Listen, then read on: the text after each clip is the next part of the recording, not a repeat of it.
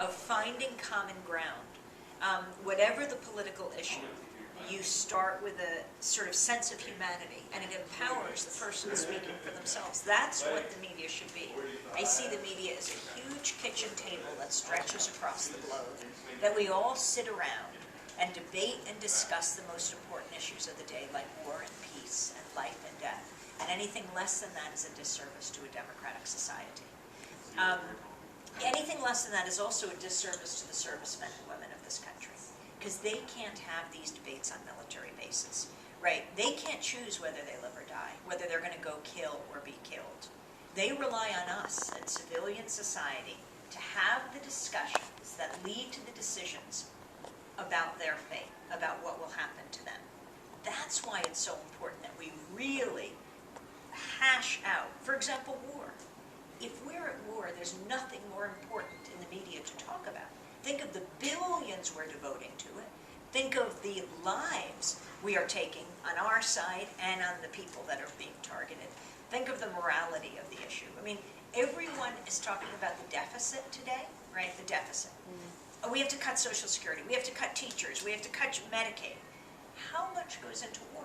No one talks about that. Maybe is it because if you watch the Sunday talk shows yesterday, ABC, NBC, CBS, every 5 minutes what happens in those discussions? Oh, every 5 or 6 minutes. Commercials. Commercials. And what is it? I was watching this week, a Meet the Press yesterday, brought to you by Boeing. Okay, brought to you by a weapons manufacturer. Now, if Saddam Hussein, right, was having a discussion, and we were peeking in on his media during the Iraq War, and it says, you know, brought to you by the Republican Guard, we would be laughing our heads off. If you say, they call this objective media, did you say it's brought to them by the guys who make the guns that are the Republican Guard? That's exactly what our media is. In fact, our media is owned by General Electric, right? NBC.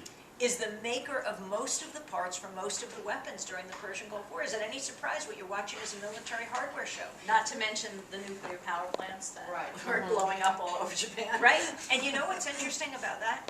On Friday morning when this all took off, right, when this terrible catastrophe took place, I was watching CNN. It was like 5 in the morning, and someone in Japan said, we're very concerned about our nuclear power plants. And the host on CNN immediately said, there's no problem, we already got word, they are all safe and secure. This is 5 in the morning, it just happened. I mean, she had news that nobody else had, and the guy there, you know how everyone was very isolated? You can talk to people on Skype in Japan, but they're not communicating by cell phone, they don't know what's going on. And he responded, really? Oh, I'm so relieved to hear that. That's not what I was